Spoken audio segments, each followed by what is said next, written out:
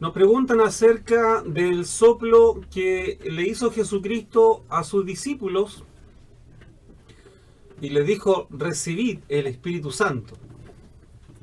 ¿Recibieron el Espíritu Santo los discípulos cuando Jesucristo sopló sobre ellos? Eso ha dado lugar a hacer un pincelazo de estudio sobre esto. Me gustaría que por favor tomara atención. Obviamente sujeto a comentario sin ningún problema. Dice, Juan 20, el Evangelio, ¿cierto? Juan 20, 19 al 23. Dice, cuando llegó la noche de aquel mismo día, el primero de la semana, estando las puertas cerradas en el lugar donde los discípulos estaban reunidos, por miedo de los judíos, vino Jesús y puesto en medio les dijo: paz a vosotros. Y cuando les hubo dicho esto, les mostró las manos y el costado. Y los discípulos se regocijaron viendo al Señor. Entonces Jesús les dijo otra vez: paz a vosotros. Como me envió el Padre, así también yo os envío. Y habiendo dicho esto, sopló y les dijo: recibid el Espíritu Santo. A quienes remitáis los pecados, les son remitidos. Y a quienes se los retuvierais, les son retenidos. Ese es el pasaje. Entonces la pregunta que se nos hizo, si realmente recibieron algo, recibieron el Espíritu Santo cuando pasó esta situación. El primer punto que debemos entender es que los discípulos se reunían en domingo, el primer día de la semana. Estaban con las puertas cerradas por miedo a la persecución judía por seguir las enseñanzas de Jesús. En este escenario es donde Jesús, después de resucitar, se les presenta en medio de ellos diciendo: paz a vosotros. Dos puntos a considerar. Uno es que estaban todos cerrados. Es que estaba todo cerrado, dice, y Jesús se apareció de improviso en medio de ellos. Esto no da pie a pensar que Jesús traspasaba muros como los fantasmas, sino que se materializó en medio de ellos. Y en segundo lugar, los llama a la paz, porque estaban temerosos por ser apresados por causa del Evangelio. Ese es un detalle para los hermanos que más de algunos dicen que Jesucristo traspasaba murallas. Por lo menos este pasaje nos da lugar a pensar eso. Dice, para que le reconocieran, le mostró las heridas hechas en la cruz. Y los discípulos ahora, lejos del temor, se gozan por estar nuevamente con su Señor. Cuando Jesús está presente, hay gozo y paz. Pero al parecer Jesús quería que la paz fuera duradera y no solo que la tuvieran por emoción del momento, y les vuelva a decir: paz a vosotros. Y los comisiona, así como el Padre lo comisionó a él un día.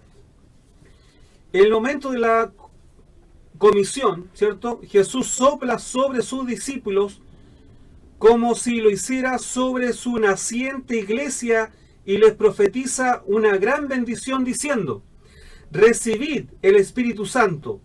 Pero eso no termina allí, porque el diálogo continúa diciendo que cuando reciban el Espíritu Santo, la iglesia tendrían el poder de ser el medio por el cual los pecados serían remitidos, es decir, perdonados, o de ser mantenidos.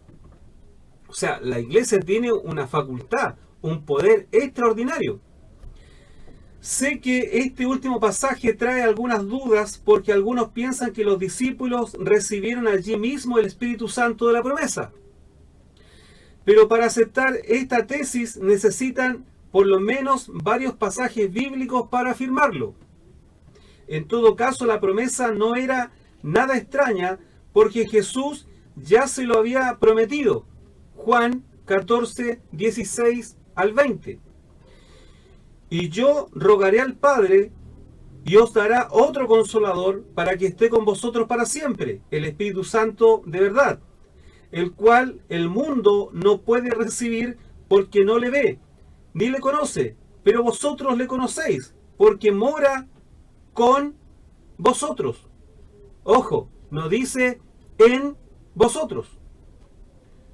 Y estará en vosotros. Ahora sí, ¿cierto? Estará en vosotros. Estará en vosotros. No os dejaré huérfanos, vendré a vosotros todavía un poco, y el mundo no me verá más, pero vosotros me veréis, porque yo vivo, vosotros también viviréis. En aquel día vosotros conoceréis que yo soy en mi Padre, y vosotros en mí, y yo en vosotros. Decía que no habitaba en ellos, pero iba a habitar en ellos. Entonces algunos piensan que ese momento llegó cuando les sopló. ¿Será realmente ese el momento que entró el Espíritu Santo en sus discípulos?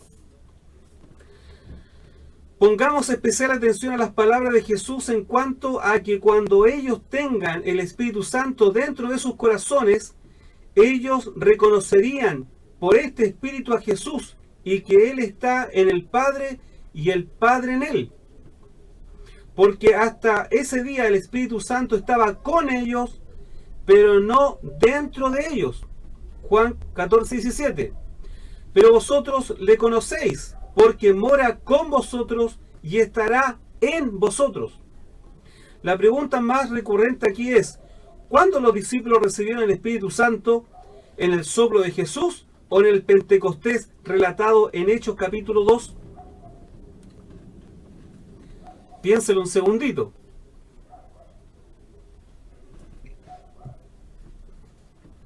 Pregunta. Si el Espíritu Santo de la promesa fue en el momento del soplo como algunos piensan, entonces estamos en graves problemas por las siguientes razones. ¿Qué sucedió después del soplo? Aparentemente nada. Me refiero con esto a que no hubo ninguna manifestación carismática, como si lo hubo en todos los derramamientos del Espíritu Santo en los relatos de los libros de los Hechos. En este caso puntual 19:6. Y habiéndoles impuesto Pablo las manos, vino sobre ellos el Espíritu Santo y hablaban en lenguas y profetizaban. Y profetizado por Joel capítulo 2 versículo 28. Después del soplo nadie profetizó y nadie habló en lenguas. No hubo ninguna manifestación carismática posterior al soplo de Jesucristo en los rostros de sus discípulos, en este caso en la persona de Jesucristo, ¿cierto? Cuando se les materializó en medio de la pieza estando todo cerrado por causa de la persecución judía. Ahora, Jesús los comisionó, versículo 21. Así como el Padre así como el Padre lo envió, pero ellos no fueron a ninguna parte, ni menos a predicar lleno del Espíritu Santo el Evangelio de la paz. No fueron. Muy por el contrario, se fueron a pescar. Juan 21:3. Simón Pedro les dijo, voy a pescar. Ellos le dijeron, vamos nosotros también contigo. Fueron y entraron en una barca y aquella noche no pescaron nada. El relato continúa diciendo que Jesús se presenta por tercera vez a ellos, porque la segunda fue con Tomás, Juan 20:24-29. Y ellos no le conocen. Bueno, ¿en qué quedamos? ¿Tenían el Espíritu Santo o no? Porque si lo hubieran recibido y comisionado, no podrían haber ido a pescar, ni menos reconocer a su Señor. Resucitado por tercera vez, Juan 21:4. Cuando ya iba amaneciendo, se presentó Jesús en la playa, mas los discípulos no sabían que era Jesús. Entonces, los comisiona, no fueron. No conocen a Jesucristo, no tienen la comunión, no vieron ningún movimiento carismático cuando recibían el Espíritu Santo. Siempre había movimientos carismáticos cuando se recibía el Espíritu Santo, sobre todo en Hechos capítulo 2, cuando viene el derramamiento, ¿cierto? El advenimiento del Consolador que reemplaza, es vicario de Jesucristo. Permítame una pregunta. El Espíritu Santo, que ya supuestamente estaba morando en ellos, no les reveló o iluminó que era el Maestro. Al parecer la respuesta es no. Ellos no lo recibieron hasta el Pentecostés. De hecho, allí sí que vemos las manifestaciones de recibir el Espíritu Santo. Allí comenzaron a predicar y a glorificar en el nombre del Señor y comenzaron la gran comisión, Hechos capítulo 2.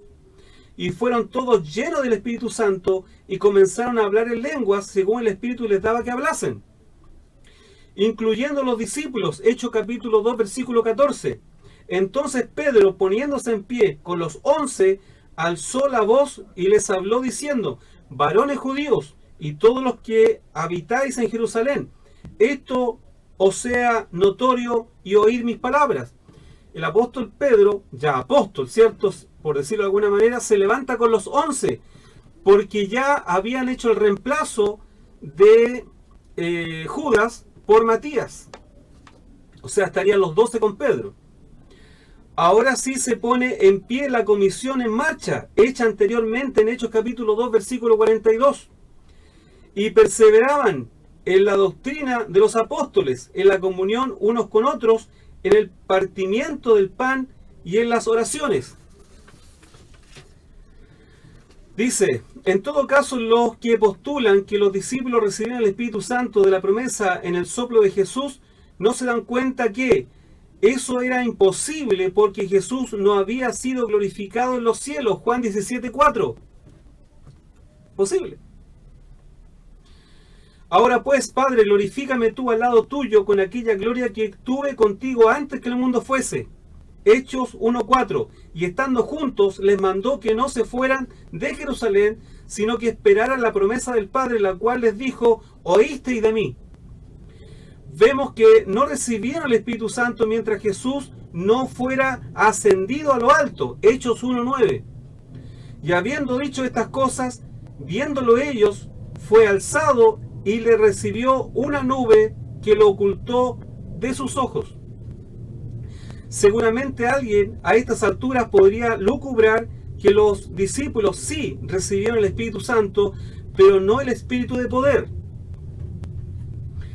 Que sí recibieron el Espíritu Santo, pero no el bautismo en fuego.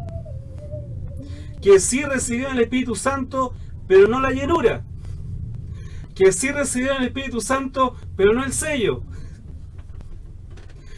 Seguramente las personas que postulan esta tesis pensarán que hay varios tipos de Espíritu Santo de la promesa.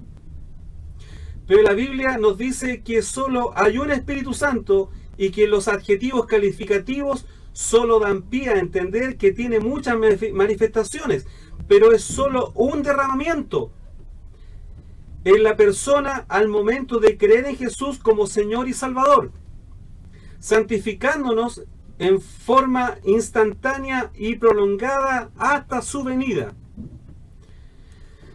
Esto está más claro que echarle agua.